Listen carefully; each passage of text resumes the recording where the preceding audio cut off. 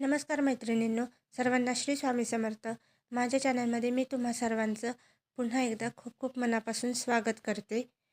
आज आपण 2025मधील शेवटची पुत्रदा एकादशी म्हणजेच पौष पुत्रदा एकादशीविषयी सगळं महत्त्वाचं जाणून घेणार आहोत. पुत्रदा एकादशी कधी आहे, तिचा शुभ वेळ, कथा, पूजा व नारळाचा विशेष उपाय जे तुम्ही आत्मविश्वासाने आपल्या घरच्या लोकांसाठी करू शकता. पुत्रदा एकादशी ही 30 डिसेंबर 2025 रोजी मंगळवारी आहे. एकादशी तिथी सकाळी 7:50 सुरू होत आहे आणि 31 डिसेंबर 2025 रोजी बुधवारी एकादशी तिथी सकाळी 5 वाजता समाप्त होत आहे. उदय तिथीनुसार 30 डिसेंबर हा दिवस व्रतासाठी योग्य दिवस आहे. पुत्रदा एकादशी काय आहे? पुत्रदा एकादशी म्हणजे पुत्र देणारी एकादशी, भगवान विष्णूला समर्पित दिवस. हे व्रत विशेषतः संतानप्राप्तीची इच्छा असणाऱ्या दाम्पत्यांसाठी अत्यंत शुभ मानले जाते. संततीचा आशीर्वाद मिळावा, कुटुंबात सुख शांती व समृद्धी वाढावी या उद्देशाने भक्त हे व्रत करतात. तारीख व शुभमुहूर्त 2025मधील पौष पुत्रदा एकादशी ही 30 डिसेंबर रोजी आहे. एकादशी तिथी सकाळी 7:50 सुरू होत आहे, तर 31 डिसेंबर 2025 रोजी सकाळी 5 वाजता समाप्त होत आहे. या दिवशी व्रत सुरू करणे आणि सकाळी शुभमुहूर्तात पूजा करणे हे अत्यंत फलदायी मानले जाते. पुत्रदा एकादशीला पूजा कशी करावी?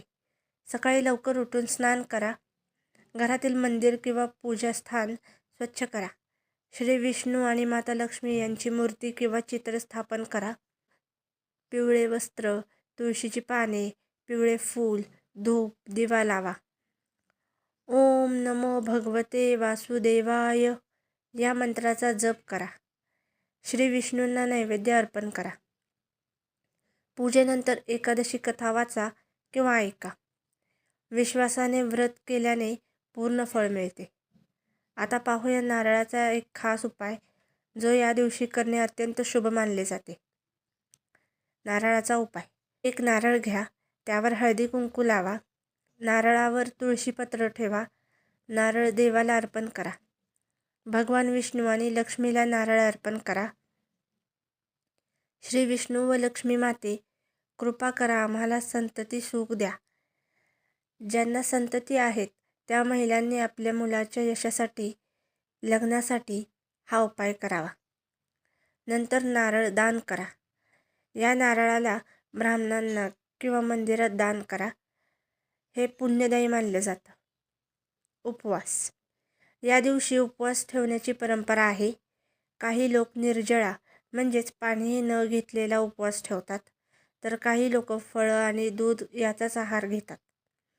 उपवासासोबत दानपुण्य करणं, ब्राह्मण गरजू लोकांना अन्नदान अत्यंत फलदायी मानलं जातं. आता मी तुम्हाला पुत्रदा एकादशी कथा सांगणार आहे, ती तुम्ही जरूर ऐका. तर पुत्रदा एकादशी कथेला आपण सुरुवात करूया. पुत्रदा एकादशी कथा, संतानप्राप्तीची अद्भुत कथा. ही कथा ऐकल्यावरही संतानप्राप्ती होते. पुत्रदा एकादशीची चमत्कारिक कथा. नमस्कार मैत्रिणींनो, आज मी तुम्हाला सांगणार आहे अशी पुत्रदा एकादशीची कथा जी फक्त ऐकली तरी मन शांत होतं आणि श्रद्धेने ऐकली तर संतान सुखाचा मार्ग उघडतो असं शास्त्र सांगतं. खूप वर्षापूर्वी भद्रावती नावाचं एक राज्य होतं. त्या राज्याचा राजा होता सुकुमार आणि राणी होती शैभ्या. राजा राणी सर्व सुखसंपन्न होते, पण एक गोष्ट त्यांच्या आयुष्यात अपूर्ण होती: त्यांना संतान नव्हते.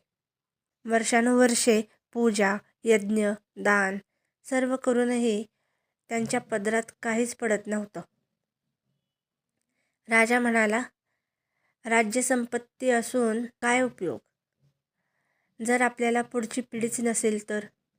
एके दिवशी राजा राणी ऋषी लोमश यांच्याकडे गेले आणि आपल्या दुःखाची कहाणी सांगितली. जेव्हा ऋषी म्हणाले, राजन, तुमच्या पूर्वजन्मातील एका चुकीमुळे तुम्हाला संतान सुख मिळत नाही, पण एक उपाय आहे.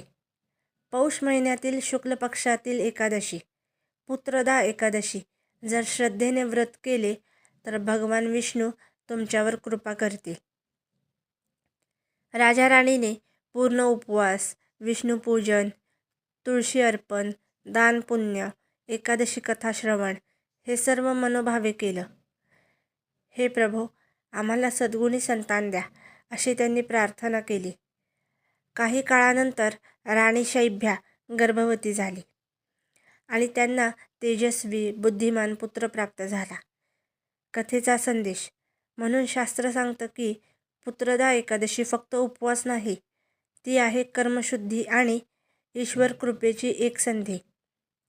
जर ही कथा आणि ही सर्व माहिती जर तुम्हाला आवडली असेल आणि मनाला स्पर्श करून गेली असेल तर एक व्हिडिओला लाईक करा, ती जास्त लोकांपर्यंत शेअर करा. चॅनलला प्लीज सबस्क्राईब करा आणि कमेंटमध्ये ओम नमो नारायणाय हे लिहायला विसरू नका.